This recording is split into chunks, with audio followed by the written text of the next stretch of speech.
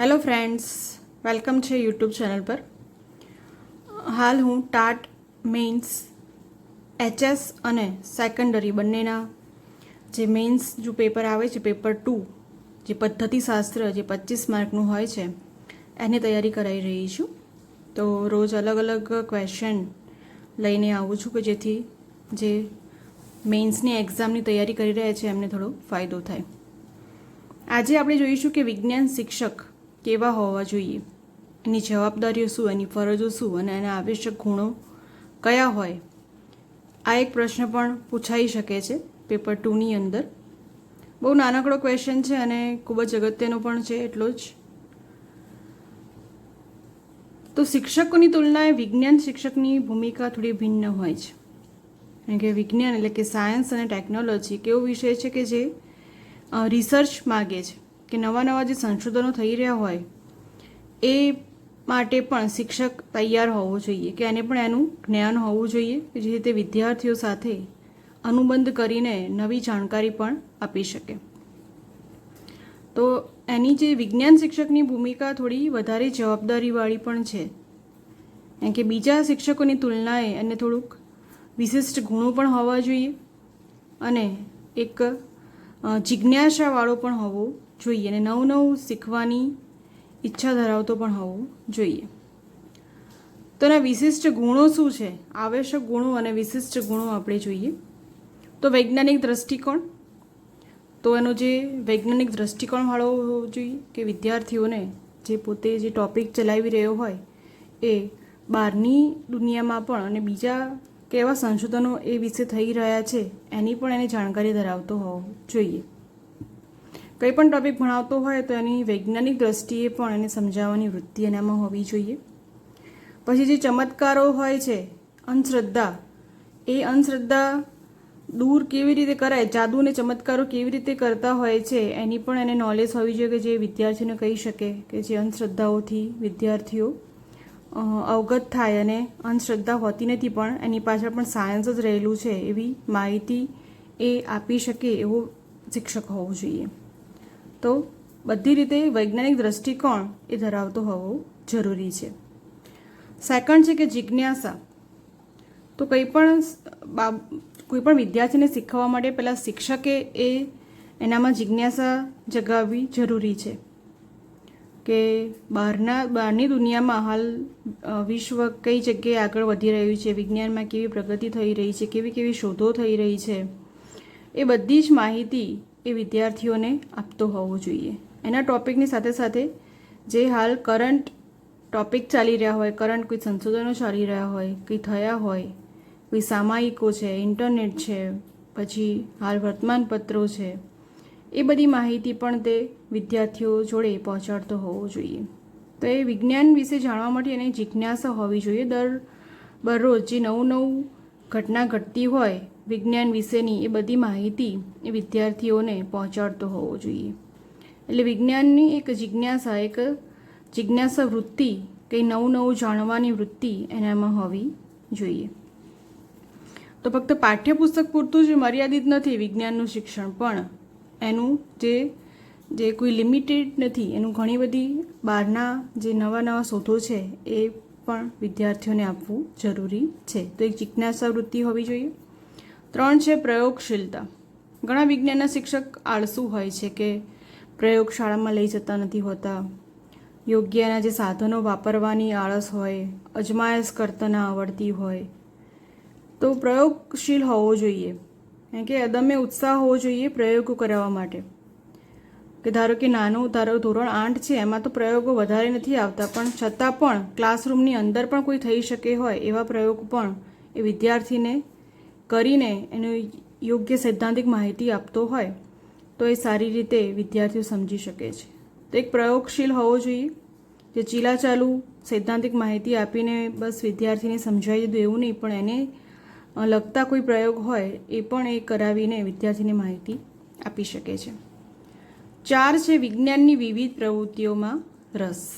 તો વિજ્ઞાનની ઘણી બધી પ્રવૃત્તિઓ યોજાતી હોય છે, જેવા કે વિજ્ઞાન મેળા છે, પછી વિજ્ઞાન મંડળ છે.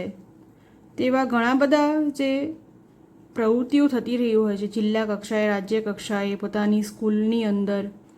પછી શાળામાં વિજ્ઞાન વિષયક પ્રદર્શનો યોજવા જોઈએ. પ્રાર્થના સભામાં વિજ્ઞાનને લગતી કોઈ નવું રિસર્ચ થયું હોય, નવી શોધ થઈ હોય એના વિશે પણ માહિતી આપવી જોઈએ. તો અલગ અલગ જે પ્રવૃત્તિઓ છે એમાં એ રસ દાખવતો હોવો જોઈએ. આ સિવાય સમાજમાં વિજ્ઞાન વિષયક જાગૃતિ લાવવાના કાર્યક્રમો વગેરે વિજ્ઞાન શિક્ષકને રસ હોવો જોઈએ. 5 છે પૂર્વગ્રહ રહિત તટસ્થ વૈજ્ઞાનિક વલણો. તો હજી પણ આપણા સમાજમાં અંધશ્રદ્ધાઓ, ધાર્મિક માન્યતાઓ ખૂબ જ પ્રચલિત છે. બીમારીમાં દોરા ધાગા કરાવવા, અંધશ્રદ્ધા, ગાડરિયા પ્રવાહ સાથે જોડાઈ જવું, તો એ જે ઘણી બધી બાબતો છે એ યોગ્ય નથી. એની અંદર વૈજ્ઞાનિક જાગૃતિ લાવવી ખૂબ જરૂરી છે. તો વિજ્ઞાન શિક્ષકે પણ પૂર્વગ્રહ રહિત અને એકદમ તટસ્થ દ્રષ્ટિકોણ ધરાવતો હોવો જોઈએ. તે પોતે જ વૈજ્ઞાનિક વલણો ધરાવતો ન હોય તો તે વિદ્યાર્થીઓમાં કોઈ વૈજ્ઞાનિક વલણ કેળવી શકતો નથી. તો વિજ્ઞાન શિક્ષક પોતે પૂર્વગ્રહ રહિત કોઈ પણ અંધશ્રદ્ધામાં ના માનતો હોય એવું અને વૈજ્ઞાનિક વલણો ધરાવતો હોય એવું હોવું જોઈએ. વિદ્યાર્થીઓ માટે પ્રેરણા સ્થાન. તો વિજ્ઞાનમાં જે તેજસ્વી વિદ્યાર્થીઓ હોય એ દેશનું ભવિષ્ય છે. તો એવા વિદ્યાર્થીઓને બહાર લાવવા, એનામાં જે સંશોધન વૃત્તિ હોય, જે પ્રયોગ કરવાની વૃત્તિ હોય, નવું જાણવાની વૃત્તિ હોય એવા વિદ્યાર્થીઓને બહાર લાવવા જોઈએ. એ લોકોને યોગ્ય માર્ગદર્શન આપવું જોઈએ. યોગ્ય પ્રયોગ કેવી રીતે કરી શકાય એ બધી માહિતી આપવી જોઈએ. તો આવા તેજસ્વી વિદ્યાર્થીઓને શોધીને તેને આગળ વધવાનું પ્રેરણાનું ઉપયોગી કાર્ય વિજ્ઞાન શિક્ષક ચોક્કસ રીતે કરી શકે છે. એના પછી છે ફરજો અને જવાબદારીઓ. તો ફરજમાં તો વર્ગ અધ્યાપનની ફરજ તો સફળ અને અસરકારક રીતે બજાવવાની જ હોય છે. આ ઉપરાંત અન્ય ફરજો પણ બજાવવાની હોય છે, જેવી કે પ્રયોગશાળાની દેખભાળ એ તેની સર્વપ્રથમ ફરજ છે. શાળાની પ્રયોગશાળા સમૃદ્ધ બને અને અવારનવાર તેમાં નકામી વસ્તુઓ દૂર થાય. કંઈ નવા અને મટીરિયલ લાવવાના હોય એને ધ્યાન રાખવું પડે. કોઈ પ્રયોગ માટેના સાધનો લાવવાના હોય એ બધાની ધ્યાન એને રાખવી પડે. પછી સજીવોના મૃતદેહો જળવાઈ રહે તે માટે હર્બેરિયમ વિભાગના નમૂનાઓ પણ જળવાઈ રહે તે માટે વિજ્ઞાન શિક્ષકે પ્રયોગશાળાની સંભાળ લેવી ઘટે છે. એના પછી પ્રયોગશાળાનું સ્ટોક રજિસ્ટર રાખવાની પણ તેની જવાબદારી છે. સ્ટોક રજિસ્ટરમાં કોઈ પ્રયોગશાળાની અંદર નવું સાધન વસાવ્યું હોય અથવા તો કંઈ નવી કેમિકલ લાવ્યા હોય એ બધાની જ માહિતી એ સ્ટોક રજિસ્ટરમાં રાખવી પડે. પ્રયોગશાળાની સંભાળની સાથે સાથે તેનો ઉપયોગ યોગ્ય થાય એનું પણ ધ્યાન રાખવું જોઈએ. સાધનો વપરાય જ નહીં અને તેના પર ધૂળ ચઢે, કાટ ચડે તેમ ન થવું જોઈએ. આયોજનપૂર્વક જરૂરી બધા જ પ્રયોગો કરવા જોઈએ અને અધ્યતાઓ પાસે પણ કરાવવા જોઈએ. અને પ્રયોગ પોથીઓ તપાસી તેમાં જરૂરી સૂચનો પણ અધ્યતાઓને કરાવવા જોઈએ. આ બધું જ કારીગરી કામ જે છે એ બધું વિજ્ઞાન શિક્ષકનું છે. પ્રયોગ પોથીઓ પુરાવવી અને તપાસવી પૂર્ણ થઈ છે કે નહીં, યોગ્ય પ્રયોગો થયા છે કે નહીં, બધી માહિતી એને રાખવી જોઈએ. પછી વિજ્ઞાન પુસ્તકાલય સમૃદ્ધ થાય, વિકસે તેવા પ્રયત્નો પણ થવા જોઈએ. આ સિવાય કોઈ નવા સામાયિકો છે, વિજ્ઞાનને લગતા કોઈ પુસ્તકો છે એને પણ ખરીદવા જોઈએ અને નકામા બિનજરૂરી પુસ્તકો દૂર થાય, લાઇબ્રેરીની પણ પૂરી સંભાળ લેવાય તે પણ જરૂરી છે. પછી લાઇબ્રેરીનું રજિસ્ટર પણ એ રાખી શકે છે.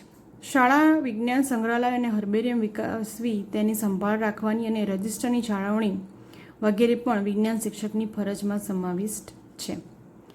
શાળામાં વિજ્ઞાન મંડળની રચના કરવાની અને તેને નિયમિત રીતે સુવ્યવસ્થિત રીતે ચલાવવાની જવાબદારી પણ વિજ્ઞાન શિક્ષકની છે. કે વિજ્ઞાન મંડળની રચના તો એને કરવાની જ છે અને આ સિવાય સુવ્યવસ્થિત ચલાવવાની પણ છે. પછી અવારનવાર વિજ્ઞાન અંગેના પ્રવાસ અને પર્યટનો છે એ ગોઠવવાની જવાબદારી પણ શિક્ષકની છે. વિજ્ઞાન પ્રદર્શનો ભરવાની પણ તેની જવાબદારી છે. પછી બોટનિકલ ગાર્ડનનું આયોજન કરવાની, તેને વિકાસવાની અને સમૃદ્ધ કરવાની, તેની યોગ્ય સંભાળ લેવાની જવાબદારી પણ વિજ્ઞાન શિક્ષકની છે. વિજ્ઞાનને લગતી શિક્ષણિક પ્રવૃત્તિઓનું શાળામાં આયોજન કરવાની પણ એ શિક્ષકની ફરજ આવે છે. તો વિજ્ઞાન લગતી અલગ અલગ પ્રવૃત્તિઓ શાળામાં યોજાવી જોઈએ જેથી વિદ્યાર્થીઓ વિજ્ઞાન વિશે માહિતગાર થાય. વિજ્ઞાનના અલગ અલગ પ્રયોગો છે, જે નવીન બાબતો છે એના વિશે માહિતગાર થાય. તો એ બધું આયોજન કરવું એ પણ વિજ્ઞાન શિક્ષકની જ જવાબદારીમાં એની ફરજમાં આવતું હોય છે. આ સિવાય વિજ્ઞાન વિષયમાં અધ્યેતાઓને વર્ગ અધ્યાપન ઉપરાંત પણ જ્યારે જરૂર પડે ત્યારે પૂરતું માર્ગદર્શન આપવાની પણ વિજ્ઞાન શિક્ષકની ફરજ છે.